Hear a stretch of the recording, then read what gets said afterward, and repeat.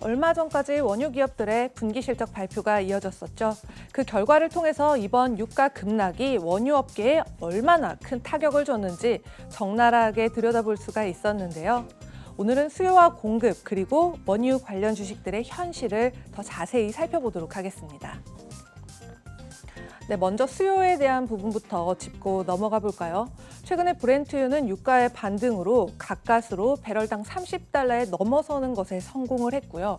네, 그리고 아무래도 이러한 가격 움직임을 일으킨 요인은 유럽과 미국 일부 지역 등 세계 각지에서 경제활동 봉쇄와 또 이동 제한이 완화되고 있다는 소식으로 받아들일 수가 있겠습니다.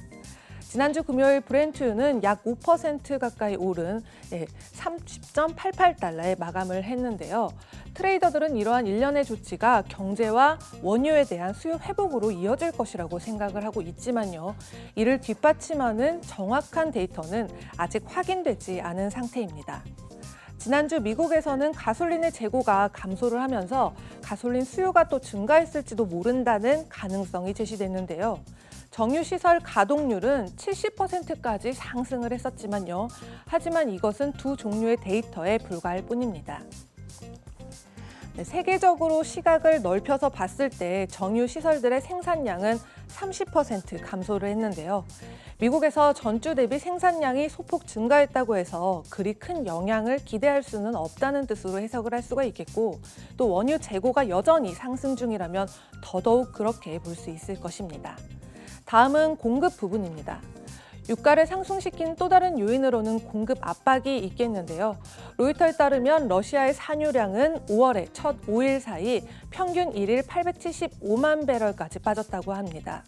이는 천연가스에서 나오는 휘발성 액체 탄화수소인 콘덴세이트의 생산량은 포함이 되지 않은 물량으로 결국 러시아의 총 생산량은 1일 950만 배럴이 되겠습니다. 미국의 산유량은 꾸준히 줄어들고 있지만 정확한 감소폭은 아직 밝혀지지 않은 상태인데요. 미 에너지정보청에 따르면 지난주 미국의 산유량은 1일 20만 배럴 감소한 1일 1,190만 배럴을 기록했다고 전해졌습니다. 또한 산유량의 감소는 유가에 도움이 되는 일이긴 하지만 공급 긴축에 대해서 기뻐하기는 아직 이른 상태인데요. 이라크는 1일 100만 배럴의 감산을 약속했지만 이라크 내에서 유전을 운영하는 업체들에게 어떤 식으로 할당량을 분배할지에 대해서도 아직 결정을 내리지 않은 상태입니다.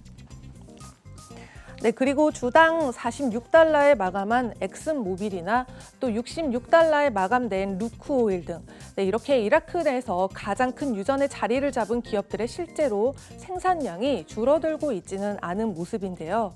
또 셰일 분지에 있는 기업들도 한번 살펴볼까요? 먼저 다이아몬드백은 42달러 선에 마감을 했고요. 또 파슬리 에너지는 9.6달러에 마감이 된 모습인데요. 최근에 WTI 가격이 배럴당 30달러에 또 도달을 했지만 폐쇄했던 유정을 재개방하고 또 새로운 유정의 프래킹 작업을 개시해서 증산에 나설 것이라고 밝힌 바가 있습니다. 그럼 마지막으로 살펴볼 부분은 바로 관련 기업들일 텐데요. 원유 기업 대부분이 지난 2주 사이에 2020년 1분기 실적을 발표했고 상당히 큰 손실을 발표를 했었죠. 예를 들면 엑손모빌 같은 경우는 6억 달러의 손실을 발표를 했고요. 또 BP가 입은 손실은 6억 2,800만 달러에 달하고 있습니다. 다음은 마라톤 페트롤륨은 99억 달러의 손실을 발표를 했는데요. 1분기에 이런 대규모 손실이 발생했다는 것은 원유 기업들의 이후 분기 실적 하락을 어떻게든 축소시키기 위해서 운영비와 또 자본 지출을 더욱 삭감할 것이라는 뜻이 담겨 있는데요. 특히 22억 달러의 분기 손실을 본 옥시덴탈은 국제 유가의 급락으로 30년 만에 처음으로 배당금 대폭 삭감을 이렇게 발표를 했습니다. 네, 그래서 2020년 지출 계획은 지금도 이미 50% 감축이 된 상태로 추가적인 비용 삭감은 개발 축소와 또 장기적인 공급 감소로 이어질 것으로 보입니다. 네, 이렇듯 수요와 공급 그리고 원유 관련 기업들의 실적과 현실을 전반적으로 살펴봤고요. 지금까지 글로벌 금융시장 심쿵 브리핑 펄스였습니다.